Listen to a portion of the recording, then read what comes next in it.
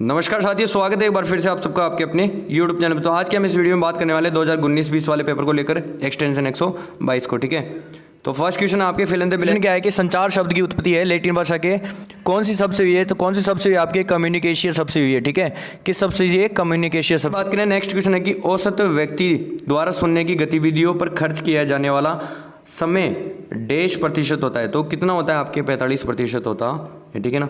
आगे उसके बाद में क्वेश्चन दे रखा है कि डेश वह डिग्री है जिसके लिए एक नवाचार का समझना और उपयोगी करना अपेक्षाकृत कठिन माना जाता है। ठीक है, तो जटिलता वह डिग्री है जिसके लिए एक नवाचार को समझा जाना और उपयोगी करना अपेक्षाकृत क्या होता है? कठिन होता है। ठीक है, उसके बाद में क्वेश्चन दे रहा है कि डेश साहसी के रूप में भी जाने जाते हैं। जो आविष्कारक होते हैं उसे साहसी के रूप में भी जाना जाता है। ठीक है ना।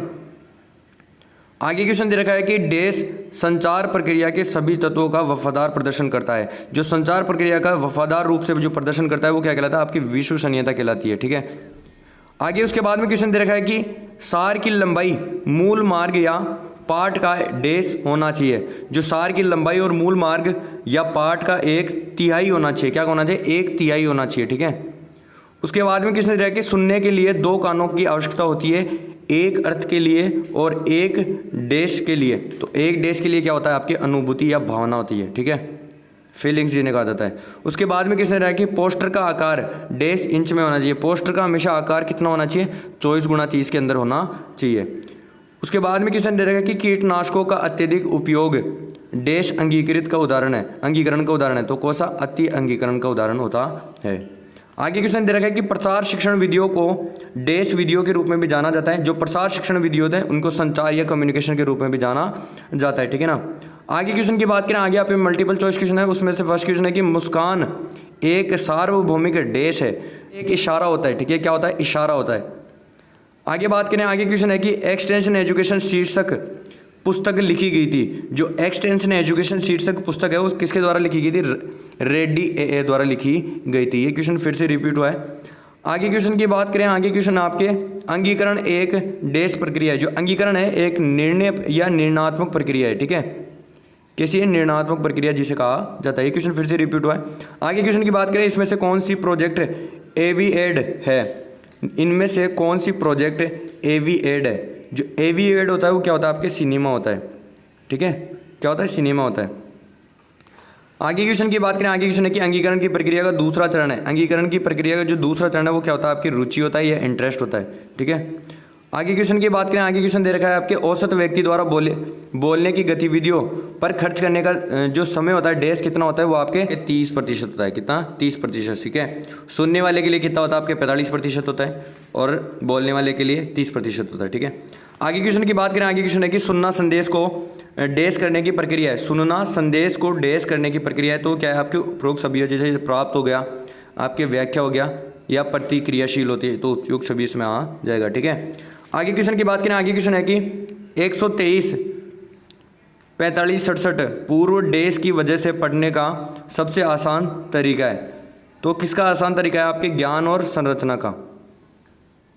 उसके बाद में आगे क्वेश्चन की बात करें, आगे क्वेश्चन दे रखा है आपके रखा है कि ज़्यादातर पाठकों की औसत पढ़ने की जो गति होती है वो कितने शब्द प्रति मिनट होती है? तो 200 से 250 शब्द प्रति मिनट होती है। ठीक है, आगे क्वेश्चन है उसके बाद में कि निम्न में से किसको मूल पाठक के अंत में दिया जाता है? निम्न में से किसको मूल पाठ के अंत में दिया जाता है? तो संदर्भ या ग्रंथ सूची को जो है आपके। उसके बाद में ट्रू एंड फॉल्स आते हैं आपके, वो नहीं पूछे जाते। आगे आपके थ्योरेटिकल पार्ट है, उसमें से फर्स्ट क्वेश्चन है आपके कि श्रवण कौशलता क्या होती है? जो लिसनिंग स्किल क्या होती है उसके बारे में आपको बताना है। ठीक है, यानी सुनने की जो कौशलता होती है उसे क्या कहा जाता है? आगे क्वेश्चन है कि राइटिंग स्किल्स क्या होती है? राइटिंग की कुशलता क्या होती है? लेखन कौशलता किसे कहा जाता है उसके बारे में बताना है। फील्ड डायरी क्या होती है उसके बारे में आपको बताना है कि फील्ड डायरी क्या होती है। ठीक है, आगे उसके बाद में किसने दिया है कि इंडेक्सिंग या अनुक्रमण किसे कहा जाता है उसके बारे में बताना है। अनुक्रमण इंडेक्सिंग क्या होता है उसकी परिभाषा आपको बतानी है। क्वेश्चन फिर से रिपीट हुआ है। फुट नोट क्या होता है उसके बारे में बताना है। फुट नोट जो है आपके जो पेज के लास्ट में दिया जाता है या अंत में लिखा जाता है। ठीक है, उसके बाद में क्वेश्चन दे रहा है कि सार लेखन क्या होता है या प्रेसिस राइटिंग क्या होता है उसके बारे में बताना है। सारांश क्या होता है उसके बारे में आप बताना है। सार संक्षेप क्या होता है उसके बारे में आपको जो है परिभाषा देनी है, या सार संक्षेप किसे कहा जाता है उसके बारे में आपको बताना है कि सार्वजनिक बोल क्या होता है या पब्लिक स्पीकिंग किसे कहा जाता है उसके बारे में आपको बताना है, ठीक है। इसकी परिभाषा देनी है। उसके बाद में क्वेश्चन दे रखा है आपके सेमिनार या संगोष्ठी किसे कहा जाता है, सेमिनार या संगोष्ठी क्या होता है उसके बारे में आपको बताना है, ठीक है। आगे नेक्स्ट क्वेश्चन दे रखा है आपके संदेश के उपचार या ट्रीटमेंट ऑफ मैसेज क्या होता है उसके बारे में आपको बताना है, ठीक है, या उसकी परिभाषा देनी है। व्यक्तिगत संपर्क क्या होता है या इंडिविजुअल कॉन्टैक्ट मेथड क्या होता है उसके बारे में आपको जो है परिभाषा बतानी है कि इंडिविजुअल क्या होता है, आपकी जो है व्यक्ति पर किसी व्यक्ति के सामने जाकर उसको जो अपने भावों को या विचारों को उसको बताना है, ठीक है, व्यक्तिगत वो होता है। आगे बात करें, आगे क्वेश्चन की बात करें, आगे क्वेश्चन आपके मीडिया मिक्स रणनीति क्या होती है उसके बारे में आपको जो है परिभाषा देनी है या उसके बारे में जो है विवरण जानकारी देनी है। आगे क्वेश्चन दे रखा है उसके बाद में कि अंगीकरण प्रक्रिया क्या है या एडॉप्शन प्रोसेस क्या होती है उसके बारे में जो है उसके चरण है वो आपको बताने। आगे क्वेश्चन दे रखा है कि संचार के मॉडल क्या होते हैं या कम्युनिकेशन मॉडल्स कौन कौन से होते हैं उनके बारे में जो है आपको बताना है, ठीक है। संदर्भ ग्रंथ सूची बनाने की जो विधिया है या बाइब्लोग्राफी होती है उसकी जो बनाने की जो विधिया होती है वो कौन कौन सी थी उनके बारे में आपको बताना है, ठीक है। आगे क्वेश्चन दे रखा है मौखिक एवं अमौखिक संचार क्या होता है, ठीक है, उसके बारे में बताना है कि वर्बल और नॉन वर्बल कम्युनिकेशन होता है उसके बारे में जो आपको अंतर बताना है उसके अंदर। आपके उसके बाद में क्वेश्चन रखेंगे टीओटी और आईसीटी का उपयोग के महत्व बताने हैं, ठीक है। टीओटी और आईसीटी क्या होता है उसके बारे में जो आपको महत्व बताने हैं, तो उसके बाद में क्वेश्चन रखिए कोमल दक्षता के प्रकार क्या है, कोमल दक्षता के प्रकार कौन कौन से होते हैं या सॉफ्ट स्किल्स की जो प्रकार है कौन कौन से होते हैं उनके बारे में बताना है, ठीक है।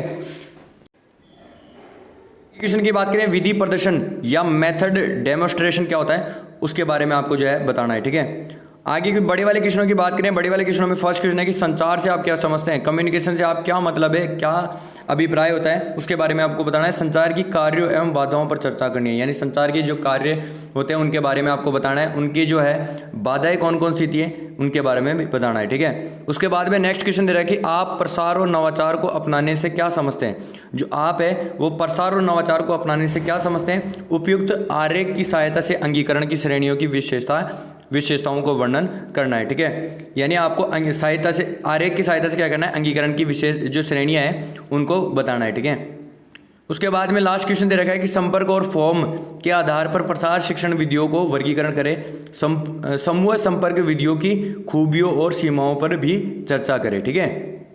यानी ये बोल रहा है कि संपर्क और फॉर्म के आधार पर प्रसार शिक्षण विधियों की क्या करना है, वर्गीकरण करना है, समूह संपर्क विधियों की खूबियों और सीमाओं को क्या करना है पर भी चर्चा करनी है, ठीक है। तो ये था आज के इस वीडियो में, मिलते हैं अगले वीडियो में, तब तक के लिए जय हिंद जय भारत दोस्तों, थैंक यू।